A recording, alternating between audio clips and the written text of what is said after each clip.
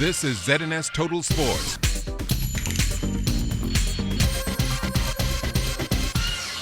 Good evening, Bahamas. Welcome to sports. I'm Jared Higgs. We top sports news tonight with Carifta coverage out of St. George's, Grenada. Team Bahamas looking to rack up the medals. Our Kelsey Johnson tells us how they've done so far.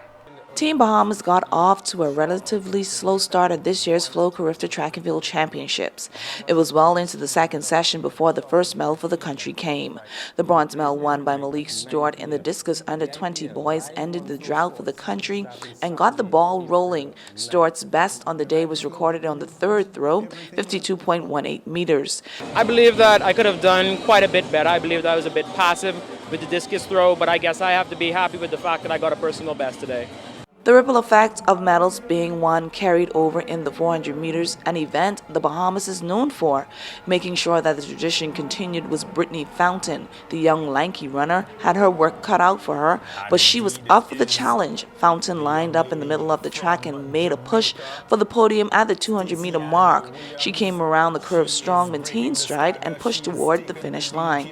She stopped the clock at 54.68 seconds for bronze. I heard the crowd roaring. I felt a rush from the Bahamian people, the Junkanoo music. It just brought me on home. Are you pleased with the time that you ran? I am very pleased. That's my PR right there, so I'm really happy. By the time the under-20 girls 400 meters got started, the wind had picked up, making it difficult for runners on the backstretch. Shaquana Dorset was in the field of runners who had a hard time. She too had to make a strong push around the 150-meter mark to get on the podium. It was windier than the heat, so tried to fight it, keep going till I get out the windy area. What was going through your mind at the 200-meter mark, coming on to the 150? Just kick and bring it home strong. All eyes were on the under-20 boys 400 meters. Running in this event for the Bahamas was Kenrid Roll. His time wasn't that impressive coming into the final, so he was stuck with the lane 8.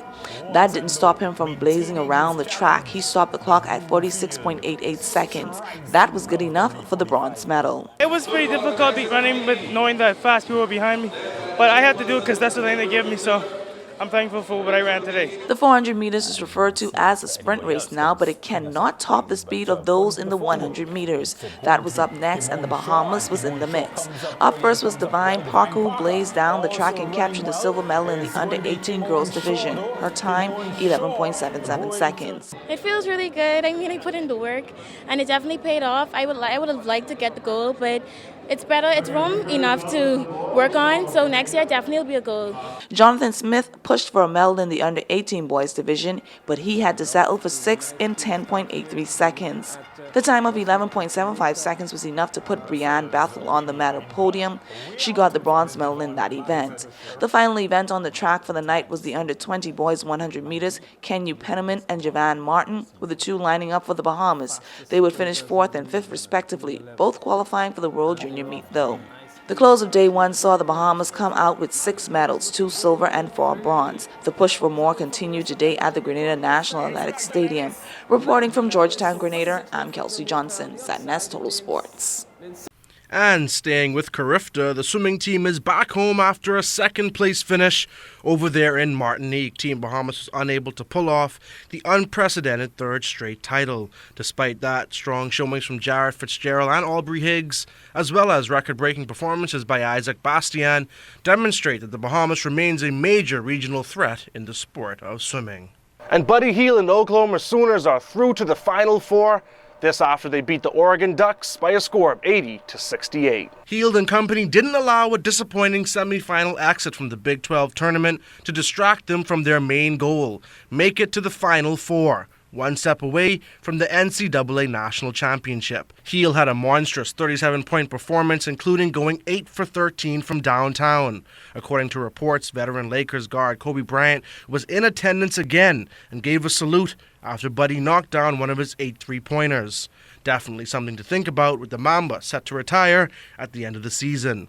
Buddy and company will have the rest of the week off and will head to Houston next week, where they will take on Villanova. And the Minister for Grand Bahama, Michael Darville, released a statement commending Buddy for his success, noting that his heart swelled with pride, seeing Buddy cut down the nets after the game. Minister Darville continued saying that Heel is to be commended for his tremendous work on and off the court, and that his mother, Jackie Swan, is deserving of recognition for her unwavering dedication to see her son realize his dream. And Sports Nutrition Products Bahamas is jumping in the ring. They're putting on a boxing bout that you don't want to miss. Ronaldo Minus is the promoter for the Caribbean Showdown. He told our sports team who we can expect to see on fight night. Well, we're going to have the return of Misha Majapin. He's going to go up against Martin Anderson. They call him the killer, Martin Anderson from Jamaica. We'll also see the return of Jermaine Chuchumaki, which will be fighting in a different division. He's packed on a few pounds, he's put on some muscle, and he wants to give the cruiserweight division a try. And I think it looks good on him. And that will do it for sports. Once again, I'm Jared Higgs. Happy Easter, Bahamas. Your weather forecast is still to come.